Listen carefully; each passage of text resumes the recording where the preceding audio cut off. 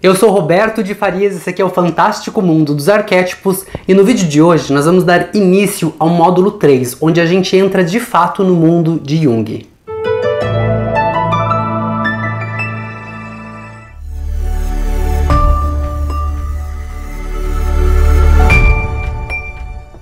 Bom, gente, o vídeo de hoje é a primeira aula do módulo 3, parabéns para você que chegou até aqui.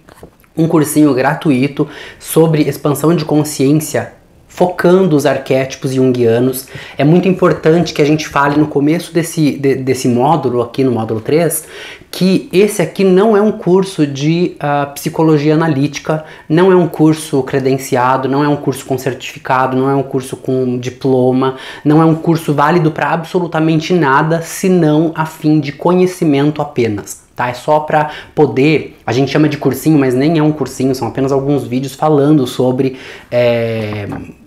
os arquétipos de uma forma mais junguiana, né?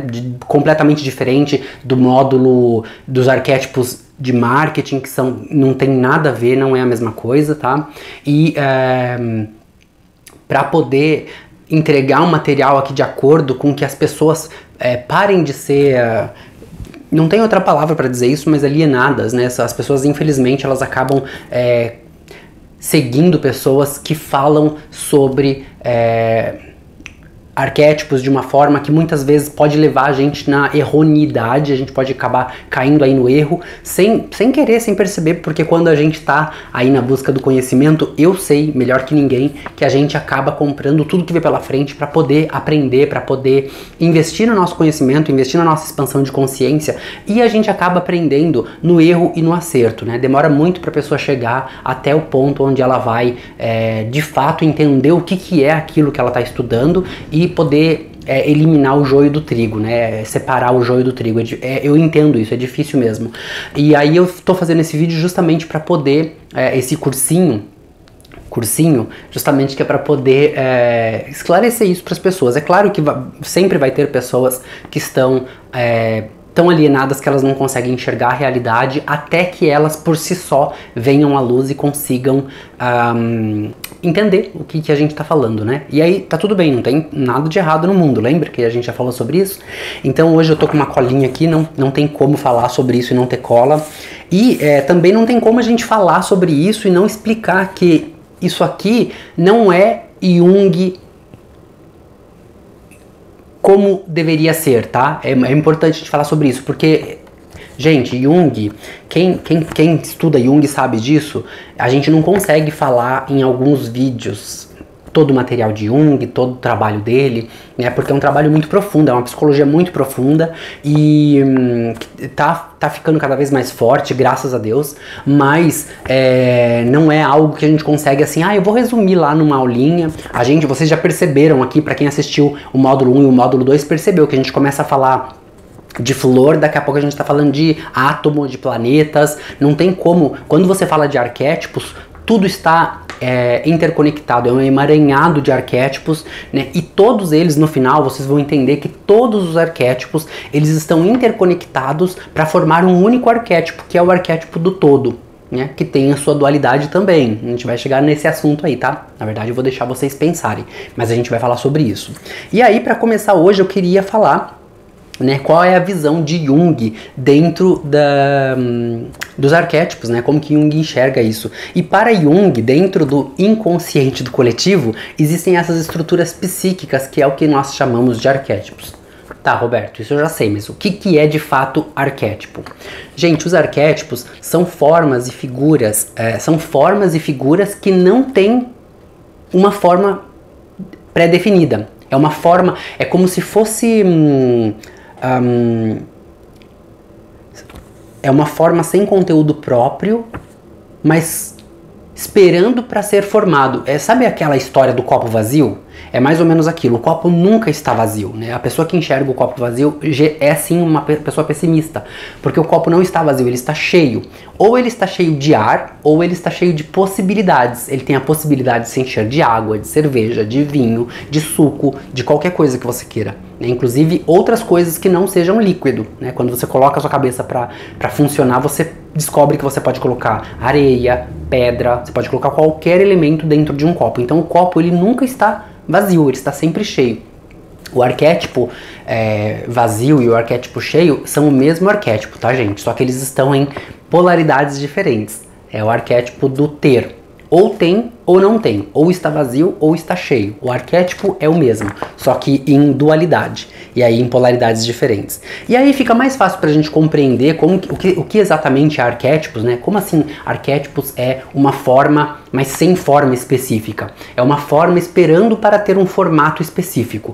Por exemplo, a gente pode fazer uma analogia entre os arquétipos e uma geladeira nova. Quando você compra uma geladeira nova, por exemplo, você abre a porta dela, tá vazio, não tem nada ali. Você olha ali, você não vê nada. A única forma que tem ali, que tem um formato, é a forma de ovos. E aí essa daí você descarta que não serve pro exemplo, tá? Mas embaixo da forma de ovos ali, geralmente tem aqueles espaços que você vai colocar refrigerante, ketchup, maionese, leite, queijos, né? Tudo aquilo que você pode colocar. Mas não tem nada ali. Você só vai colocar ali alguma coisa de acordo com aquilo que a sociedade e o teu ambiente que você vive oferece para você.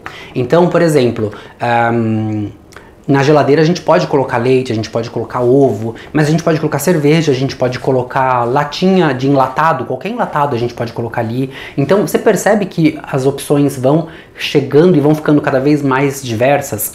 Tem gente que compra macarrão, depois que abre o pacote de macarrão, o pacote de arroz, coloca na geladeira também, pacote de café. Então são coisas assim que quando a imaginação da gente abre, que ela se expande, você começa a perceber de fato o que é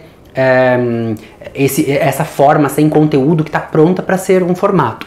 É como se você pegasse um quadro, um pintor, quando ele pega um quadro, o quadro está vazio, não tem nada ali, não tem nenhuma pintura ali, mas ele está cheio de possibilidades. A forma já está lá, ela só não está definida, mas ela já está lá. A gente, por ser, aí a gente entra no arquétipo do todo de novo, né? Por ser parte do arquétipo do todo, qualquer coisa poderia estar ali. Qualquer coisa poderia estar na porta da geladeira. Qualquer coisa poderia estar dentro do copo. Você percebe? Então, assim, os arquétipos, né, quando a gente fala de arquétipos, e aí a gente já quebra um monte de mito, inclusive os mitos que a gente lê nas apostilas de PDF que a gente baixa na internet, é que os arquétipos, eles podem ser qualquer coisa, e todas as coisas que eles podem ser, são e não são ao mesmo tempo. É uma conversa meio de louco, eu sei, mas é exatamente isso que são os arquétipos. Então, quando um pintor vai pintar um quadro, ele pode pintar um cavalo, ele pode pintar uma casa, ele pode pintar um prédio, ele pode pintar uma pessoa, ele pode pintar um objeto, um anel, ele pode pintar qualquer coisa. E aí você percebe que quando você se fixa em um arquétipo, você está perdendo as possibilidades, né, que são infinitas possibilidades. A gente fala muito sobre isso no mundo da mecânica quântica. São infinitas possibilidades para qualquer necessidade que você tenha. Então, tudo é possível, né? Porque o tudo está dentro do nada. É uma coisa meio de louco mesmo, eu sei.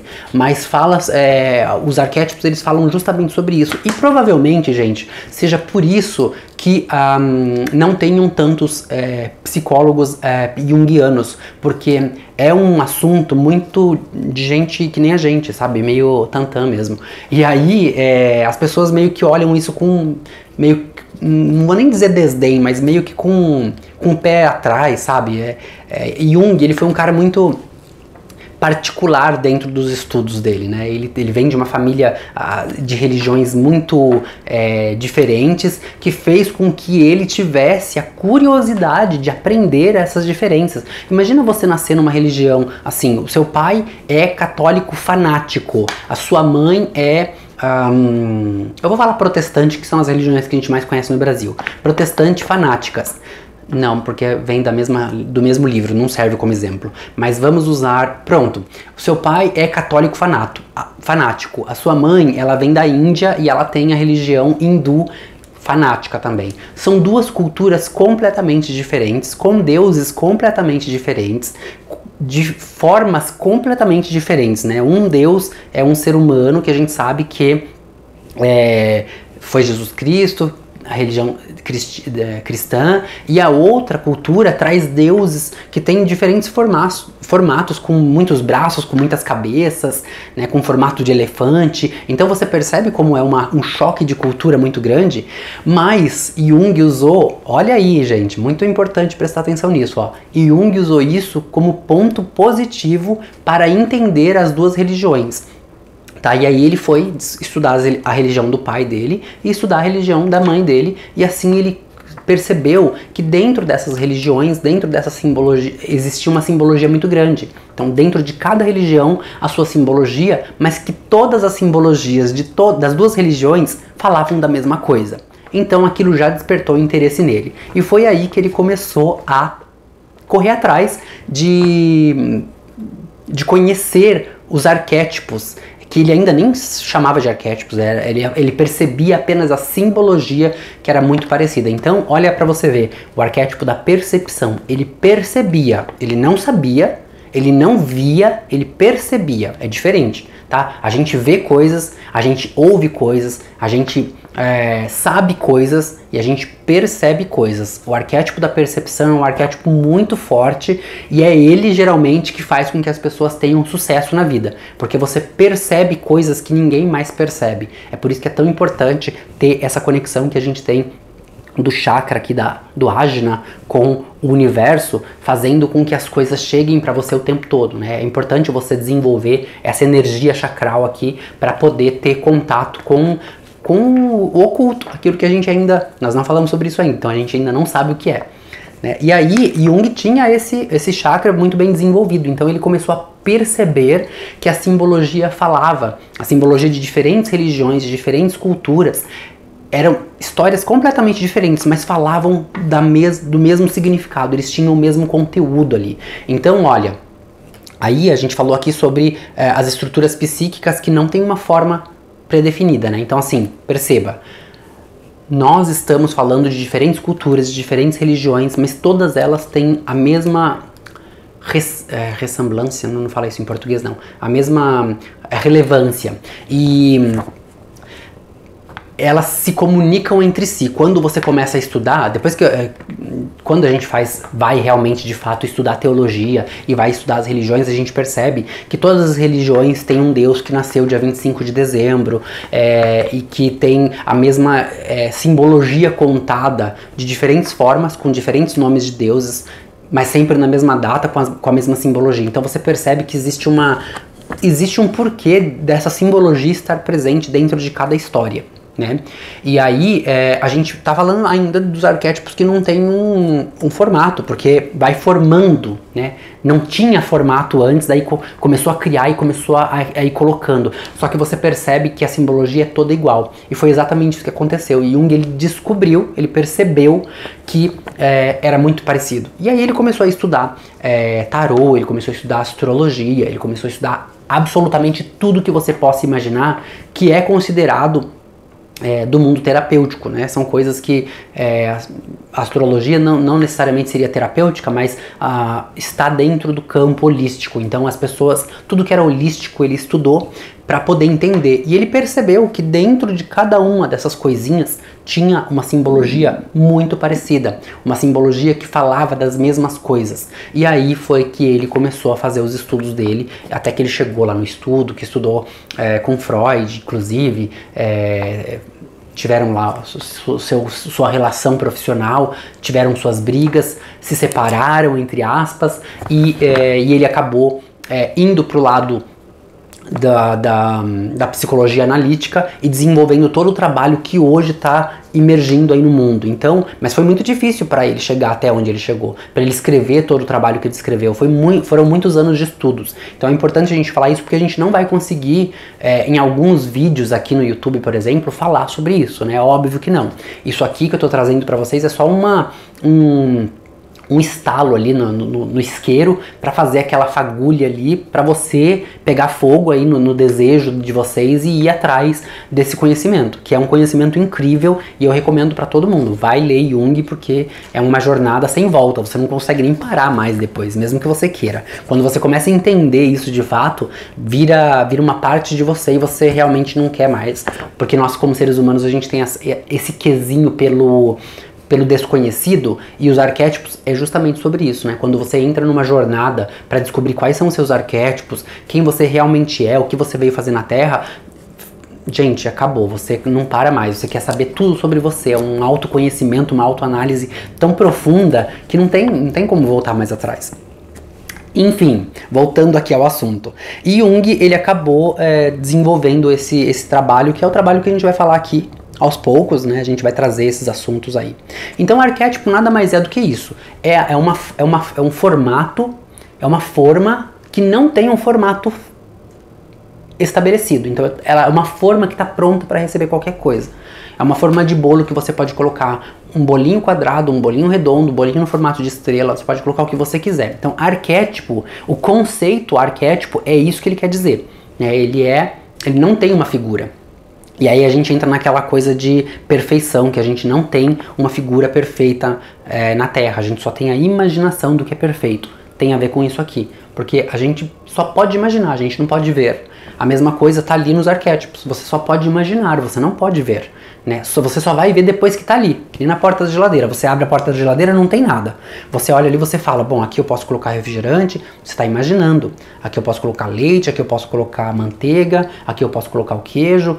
Não tem nada ali ainda, você só está imaginando. É a mesma coisa com os arquétipos, tá? Você sabe, e outra, você só pode imaginar aquilo que você experienciou, vivenciou como ser humano e como ser de luz, né? Então, a gente tem essa coisa de achar que todo mundo vai abrir a geladeira e todo mundo vai colocar leite, queijo, sei lá, enlatado. Mas não, tem gente que vai colocar pó de café, tem gente que vai colocar arroz, tem gente que vai colocar feijão, tem gente que vai colocar cerveja e assim por diante, né? Cada um coloca de acordo com aquilo que vive, de acordo com aquilo que a sociedade oferece para você. O mesmo acontece nos arquétipos, né? O arquétipo, ele vai mudar de povo para povo, de cultura para cultura, de religião para religião, mas a originalidade dele, né, o toque original do arquétipo vai ser sempre o mesmo, independente de qualquer coisa, tá? É por isso que a gente falou já algumas vezes, há muito tempo atrás, lá nos vídeos anteriores, há 2, 3 anos atrás, do arquétipo da maçã. A gente vai falar sobre isso de novo,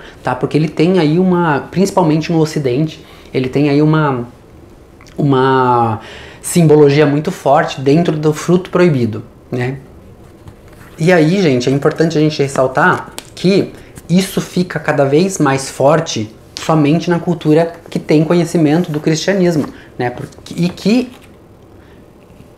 aprofundou-se no conhecimento, porque na verdade na escritura sagrada ninguém sabe que fruto que é, não está escrito lá que foi uma maçã. Isso é uma coisa que foi, né, inventado, foi desenvolvido, foi trabalhado em cima disso para chegar a uma maçã. Mas o fruto proibido, que é o fruto do conhecimento, né, ele não tem um formato. O fruto do conhecimento é justamente sobre os arquétipos. Ele não tem um formato. Então esse é um excelente exemplo para a gente falar o que é um arquétipo. O fruto do conhecimento, parábola da Bíblia, que fala sobre aquele fruto que era proibido para os seres humanos e que foi comido por Adão e Eva, né? Eles se alimentaram desse fruto, né? Eles se alimentaram do que eles não poderiam, que era o fruto do conhecimento. Eles não poderiam conhecer a verdade, porque quando você conhece a verdade, ela te liberta. E foi mais ou menos o que aconteceu, eles acabaram se libertando. Mas é uma parábola que a gente vai falar sobre ela futuramente. Tem muita simbologia aí, a simbologia da cobra, por exemplo, que todo mundo vê como algo muito ruim, mas tem algo muito bom lá dentro também. Eu não sei se a gente vai conseguir falar sobre isso aqui no canal do YouTube, porque vai levar para uma simbologia sexualizada, num contexto sexual. Então a gente vai fazer o que a gente o que eu tô planejando fazer, que é o que eu puder falar aqui no YouTube eu falo, o que eu não puder eu falo no nosso grupo do Telegram. Quem não tiver inscrito ainda, o link tá aqui embaixo, só clicar e entrar lá. E a gente vai falar sobre isso, vai fazer extensões dos vídeos do que não puder ser trazido aqui no canal do YouTube, tá? Mas a gente vai falar sobre isso. Essa história da maçã é ótima, porque a gente, hoje, quando a gente fala do fruto proibido, a gente pensa na maçã, né? A gente pensa na maçã. Não era uma maçã, podia ser qualquer fruto, podia ser uma laranja, podia ser um tomate, podia ser qualquer fruto, mas não era o fruto do conhecimento. Então, quando você fala do fruto do conhecimento, o conhecimento do que exatamente? Então, são essas questões que a gente tem que se perguntar. Conhecimento do que? Por que eles perderiam acesso ao paraíso se eles tivessem se eles tivessem comido esse fruto, né? Então, são aquelas perguntas que eu falei que, por mais louca que possa parecer essa pergunta, se faça.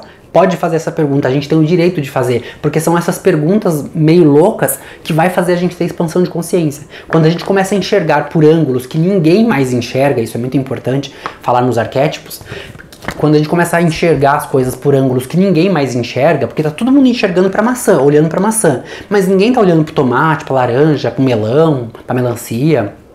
São frutos, gente. Poderia ser qualquer um desses, mas tá todo mundo olhando pra maçã. Quando você começa a se perguntar, mas e se fosse uma laranja? O que teria acontecido? E se fosse... Você começa a expandir aí. E se esse fruto representasse tal coisa? O que será que representa o fruto da maçã? Quero que você coloque aqui embaixo. O que você acha que de fato representa o fruto da maçã? Comenta aqui nos comentários. É muito importante pra gente ter essa interação, pra eu saber o que vocês estão pensando, pra eu saber qual o caminho do canal também. Mas esse é um excelente exemplo, né? Não era um fruto, não era um objeto, era mais do que isso, né? Então, assim, lembra que nós falamos aqui sobre se alimentar de algo tóxico? É a mesma coisa, você está se alimentando de alguma coisa, mas não necessariamente de comida. Nós não estamos falando de comida, nós não estamos falando do fruto que pertence à terra. Lembra que no conto de Rapunzel, a mãe de Rapunzel, quando estava grávida, queria comer o alface, que representava a terra, representava a matéria, representava aquilo que não era bom. Então, o fruto nessa parábola aí de Adão e Eva representa a mesma coisa, tá? Mas eu quero que você deixe aqui no comentário o que você acha que representa de fato o fruto. Não que é terrestre a gente já sabe, que é da terra a gente já sabe, que é algo que não deveria a gente já sabe, mas o que exatamente você acha que representa o fruto da maçã? Deixa nos comentários, a gente vai falar sobre isso nos próximos vídeos, tá? Quando chegar o momento a gente vai voltar nesse assunto para poder esmiuçar ele, tá? Mas esse é um excelente exemplo para você entender o que de fato é um arquétipo. O arquétipo não pode ser um arquétipo só ruim ou um arquétipo só bom. Quando você olha, por exemplo, para essa parábola da Bíblia, você vai ver que fala sobre uma maçã, um fruto, esquece da maçã, um fruto, que ele pode ser bom e pode ser ruim. Então, ele é bom porque ele vai te dar o conhecimento, mas ele é ruim porque ele vai te expulsar do paraíso. Então, são analogias que você precisa olhar para elas e pensar o que significa o paraíso, o que significa o conhecimento, o que significa o fruto, para você começar a entender o que essa história está contando para você, tá? Mesmo que você não entenda, não tem problema, o teu inconsciente lá atrás, ele já enxergou, ele já entendeu o que isso significa, e é isso que os arquétipos é para isso que os arquétipos estão aqui. A gente não vai, de maneira nenhuma, olhar para um arquétipo e entender racionalmente o que ele está querendo. E isso é um problema que a gente tem, às vezes, com alguns clientes que contratam a gente para fazer logotipo, por exemplo,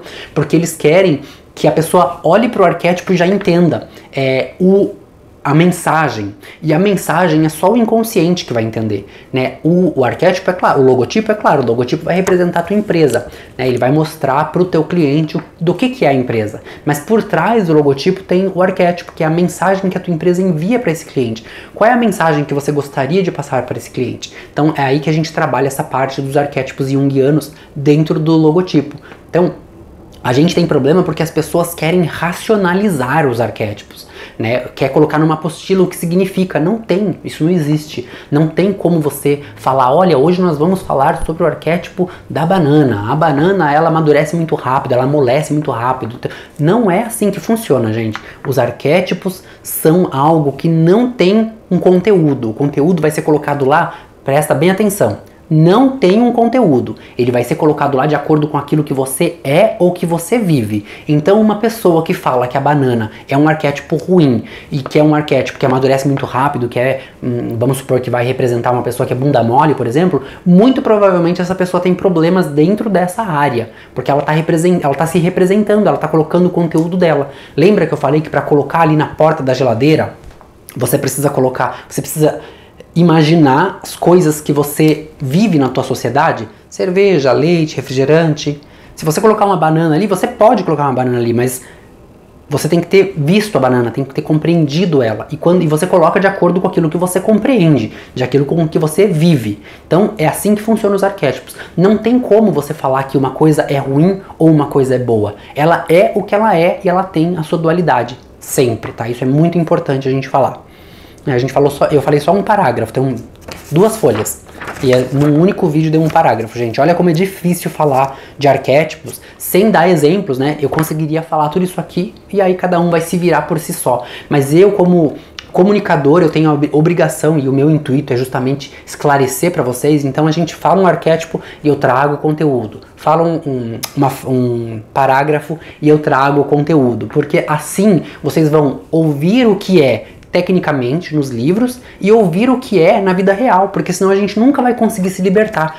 É muito difícil compreender Jung, né? É muito profundo, mas uma vez que a gente começa a compreender, é como se a gente entrasse na cabeça do Jung e começasse a viver de acordo com a visão dele. E isso é muito importante, tá? É por isso que eu tô esmiuçando aqui para vocês o parágrafo, para que a gente possa se aprofundar de forma junguiana, tá?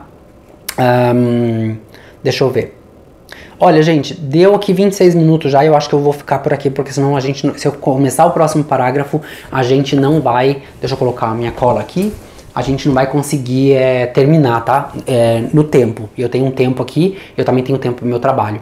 Então eu decidi que tem um dia da semana que eu vou fazer todas as gravações, vou colocando no canal, e depois a gente vai assistindo juntos e trabalhando juntos. Dessa forma eu consigo fazer o meu trabalho também, não posso parar. Eu queria agradecer, a gente acabou de fechar mais 2 clientes na Alemanha e na Itália. Um beijo, Alemanha e Itália, grazie e danke para as pessoas que estão compartilhando, que estão indicando o nosso trabalho ao redor do mundo. A gente tem crescido de forma exponencial e eu só posso agradecer a você que...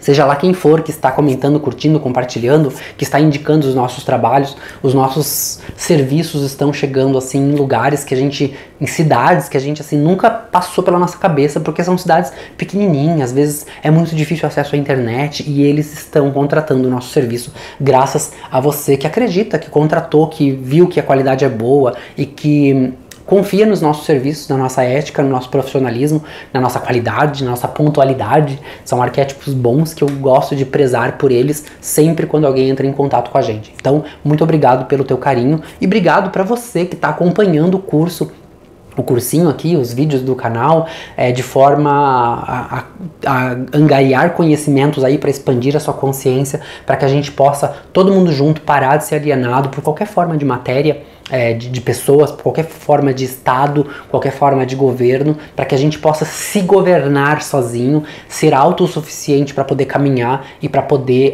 alcançar os nossos objetivos na vida, que são coisas que muitas vezes as pessoas passam a vida inteira e não percebem que elas teriam a oportunidade se elas tivessem parado um pouquinho para refletir. É muito importante, gente, pararmos para pensar em tudo que está acontecendo na nossa vida, pararmos para pensar na relação que nós temos com os nossos filhos, com os nossos pais, com os nossos parentes, com os nossos amigos, com o nosso trabalho, com a nossa profissão. Qual é a relação que eu tenho com a minha profissão? Eu gosto, não gosto?